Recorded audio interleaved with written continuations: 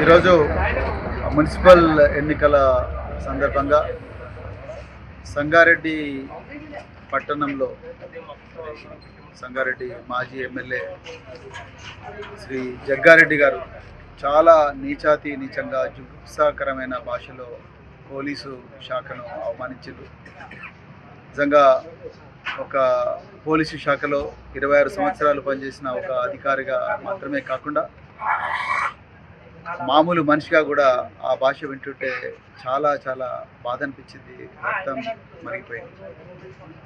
నిజంగా జగ్గారెడ్డి గారు మీరు చాలా సీనియర్ రాజకీయ నాయకులు, ఎన్నో సంవత్సరాల నుంచి రాజకీయాల్లో ఉన్నారు. సంగారెడ్డికి ఎమ్మెల్యేగా పనిచేసింది. ఇప్పటికి కూడా కాంగ్రెస్ పార్టీలో యాక్టివ్గానే ఉంటున్నారు. మీ క్యాండిడేట్ను ముట్టుకుంటేనే మీరు సిఐని గాండుగాడు అంటున్నారు, నానా దుర్భాషలు ఆడుతున్నారు. ఇంకా హోంగార్డులను అయితే మీరు చాలా నీచంగా తిడతా ఉన్నారు. మీ అమ్మకు పుట్టినరా, నాయనకు పుట్టినరా, కొడుకులారా మీ సంగతి చూస్తా అని అంటున్నారు. అంటే యూనిఫామ్కి ఇచ్చే మర్యాద ఇదేనా?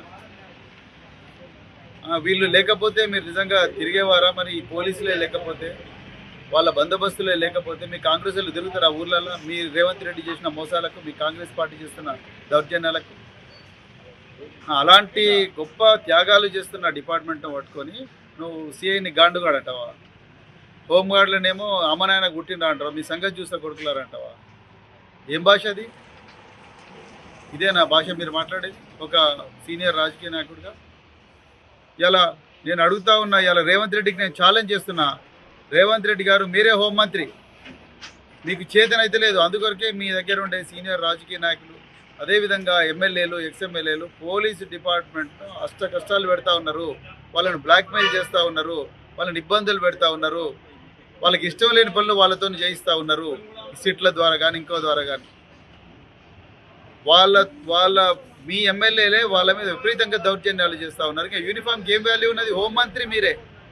మీ హోంమంత్రిత్వ శాఖలో ఉండే కానిస్టేబుల్ల మీద, ఎస్ఐల మీద, సిఐల మీద మీ ఎక్స్ఎమ్మెల్యేనే గాండుగాడు అని అంటున్నారు. అదేమైనా భాష నాండి వాడాల్సిన భాష? రేవంత్ రెడ్డి గారు మీరు అదే భాష మాట్లాడుతున్నారు, మీ ఎమ్మెల్యేలు, మీ ఎక్స్ఎమ్మెల్యేలు అదే భాష మాట్లాడుతూ ఉన్నారు. మీకు చేత కాకపోతే ఒక్కరోజు మాకు ఇచ్చేయండి బీఆర్ఎస్ పార్టీకి మీ హోంమంత్రిత్వ శాఖ. పోలీస్ శాఖ పవర్ ఏందో చూపిస్తాం, పోలీస్ శాఖ ఇజ్జత్ ఏందో నిలబెడతాం.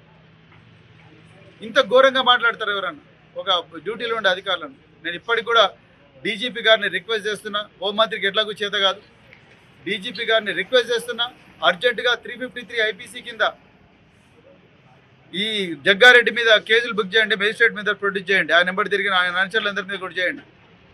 హోంగార్డులను తిట్టే, సిఐలను తిట్టే, ఎస్ఐలను తిట్టే, ఆయన వాళ్ళంచల మీద చేయకూడదు. ఆ బీఆర్ఎస్ఎల్ మాత్రం అక్రమ కేసులు అన్నీ పెట్టండి. సోషల్ మీడియా పోస్టులు పెట్టినందుకు మా నల్లబాల్ మీద పెట్టినట్టుగా 16 రోజులు జైళ్ళల్లో పెట్టండి. మమ్మల్ని మేజిస్ట్రేట్ల మీద ప్రొడ్యూస్ చేయండి రాత్రి 12 గంటలకు. అవన్నీ చేయండి. మీరు ఇవన్నీ అక్రమాలు చేస్తున్నారు. అందుకొరకు ఇలా they gave you taste of your own medicine.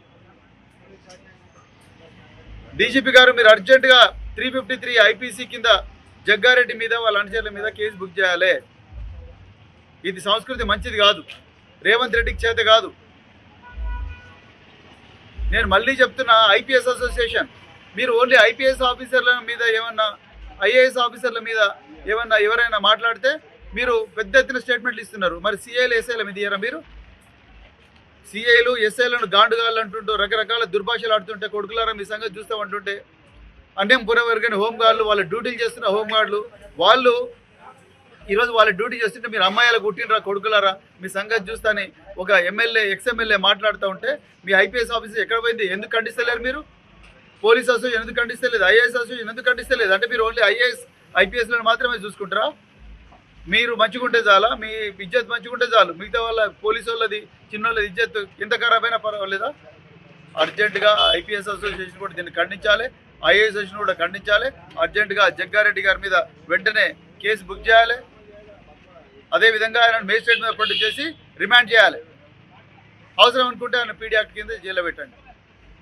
నేను మళ్ళీ చెప్తున్నా, రేవంత్ రెడ్డి గారు ఇది బీఆర్ఎస్ పార్టీ మీకు చూస్తున్న ఛాలెంజ్. ఒక్కరోజు ఆ డిపార్ట్మెంట్ మా చేతిలో పెట్టు. ప్రజల జీవితాలు ఎట్లా కాపాడాలనో, డిపార్ట్మెంట్ ఇజ్జత్ ఎట్లా నిలపాలనో మేము ఒక్క రోజులో చేసి చూపిస్తాం. జై తెలంగాణ, జై కేసీఆర్.